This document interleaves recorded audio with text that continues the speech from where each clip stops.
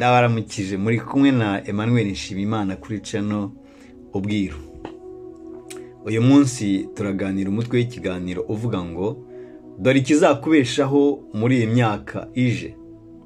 Muri ibi bihe dufite ibidasanzwe. Twari dusanzwe dufite intambara, dusanzwe dufite indwara, dusanzwe dufite abanyarugomo, dusanzwe dufite ibiyobyabwenge, dusanzwe dufite abasinzi, dusanzwe dufite ubukene, ariko tukagira n'ubukire butamara ubukene. Ibyo byose twasaga nkaho twabimenyereye, ariko ubu hariho ibidasanzwe. Hariho gupfuka umunwa, hariho kutegerana, hariho kurwara umuntu ntarwazwe, ntasurwe n'abamukunda, hariho inkingo zikurura impaka no kwibaza ibizakurikiraho. None se tuzabeshwaho n'iki? Ariko se muri ibyo byose Imana iratubwira iki?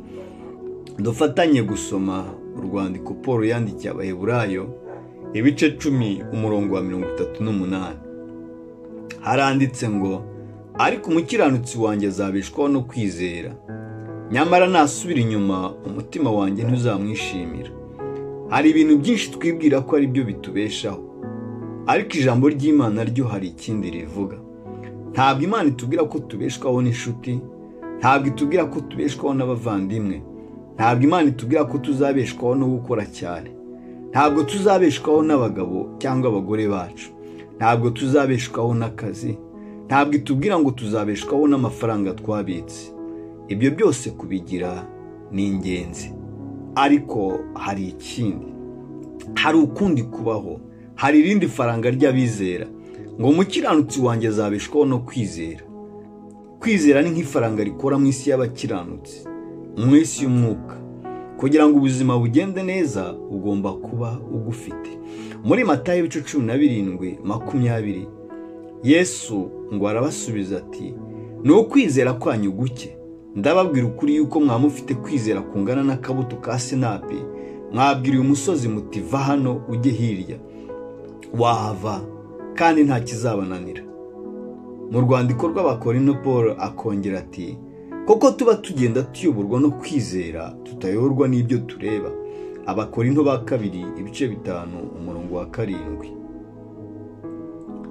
Iri jambo risobanura neza cyane kwizera icyo ari cyo. Kwizera ntabwo ari ukumenya gusa, kwizera ntabwo ari ukwemera. Aha birashoboka kutangaye, kuko ibyo ni byo abantu benshi dufite, kumenya no kwizera. Aha niho abantu benshi twigumira tukagira ngo turizera. Ikaba ari nayo mpamvu nta ntambwe dutera mu mibereho yacu y'Imana. Usanga umuntu akomeza kumera uko yahoze ari mu myaka yashize, ugasanga turi kumanuka tuva mu bwiza tujya mu bubi, kandi twarahamagariwe kuva mu bwiza tujya mu bundi. Kwizera rero mu magambo make ni iki?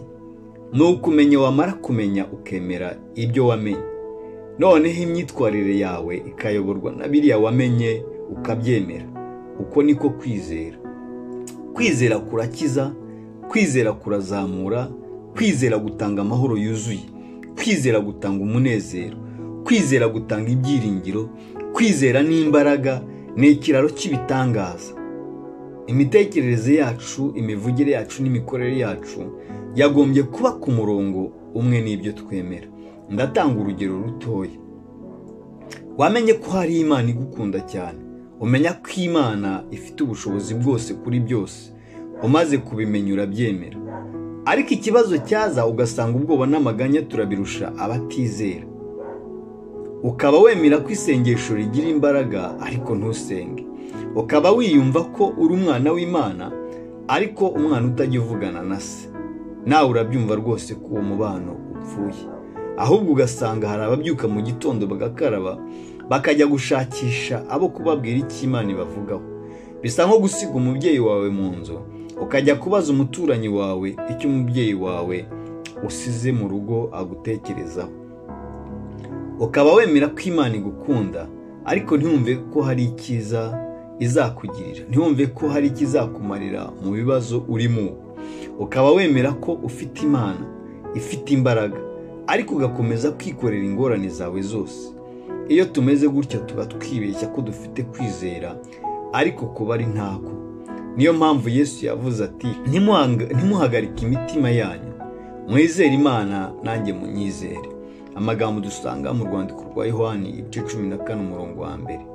Imbaraga zo kwizera zitera umutima wawe kwita ku cyo Imana yavuze aho kwita ku cyo ubwoba buvuga.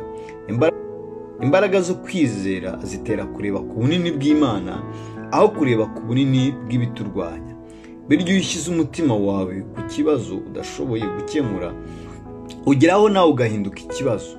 Ariko iyo uhanze amaso ku Mana, umutima wawe ukawushyira ku cy'Imana umwami Data wa twese yavuze, ugeraho ugahinduka Imana imbere y'ikibazo. Ngo ntiduhagarike imitima ahubwo tumwizere.